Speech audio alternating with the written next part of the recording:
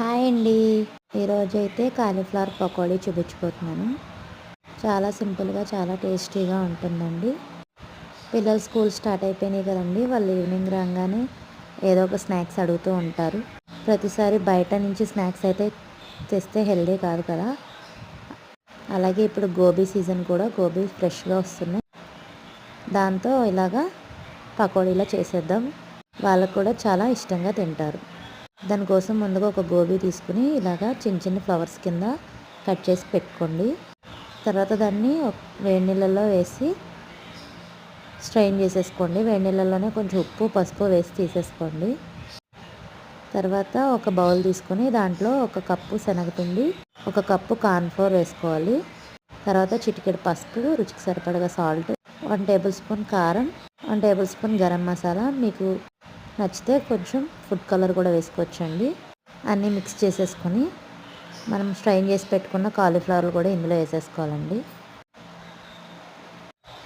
వేసుకొని కొంచెం కొంచెం వాటర్ వేసుకుంటూ వాటికి అటాచ్ అయ్యేలాగా కలుపుకుంటే సరిపోతుందండి.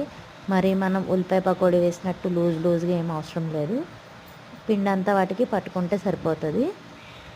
సో చూసుకొని కలుపుకుంటూ ఉండండి. ఈలోపు స్టవ్ పైన బాండి ఆయిల్ హీట్ చేసుకుని పెట్టుకోండి.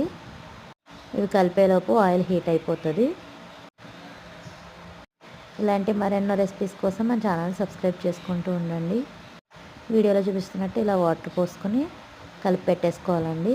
తర్వాత ఆయిల్ హీట్ అయిన తర్వాత ఫ్లవర్స్ని ఇలా విడివిడిగా ఒక్కొక్కటి వేసుకుంటూ వేయించుకోవాలండి. వేసిన వెంటనే అలా కదిపేయకండి. నేను చేసిన మిస్టేక్ అది. కలపకుండా జస్ట్ వేసేసి వదిలేస్తే అవి విడివిడిగా వచ్చేస్తాయి. కొంచెం గోల్డెన్ బ్రౌన్లోకి అయ్యేంత వరకు వేసి ఫ్రై చేసి తీసేసుకోవాలి. ఇలానే ఒక్కొక్క 2-3 ఆయిల్ కింద మొత్తం అన్నీ ఫ్రై చేసి తీసుకోండి. తర్వాత అదే ఆయిల్లో సన్నగా చీరి పెట్టుకున్న పచ్చిమిరకాయలు వేయించుకోవాలండి.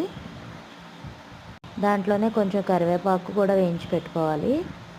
తర్వాత కొద్దిగా జీడిపప్పు, ఇవన్నీ వేయించుకుని దీంట్లోనే మిక్స్ చేసుకోవాలండి. ఇదైతే మీరు ఒకసారి ట్రై చేసి చూడండి. చాలా చాలా బాగుంటుంది. టేస్ట్ కూడా మీకు చాలా బాగా నచ్చుతుంది. రెస్టారెంట్ స్టైల్ లాగే ఉంటుందండి. ఈవినింగ్ స్నాక్ ఐటెం కింద బాగుంటుంది. లేదా ఒకసారి మీరు కూడా ట్రై చేసి ఎలా వచ్చిందో కామెంట్ చేయండి. నచ్చితే మన ఛానల్ని సబ్స్క్రైబ్ చేసుకోండి. Thanks for watching.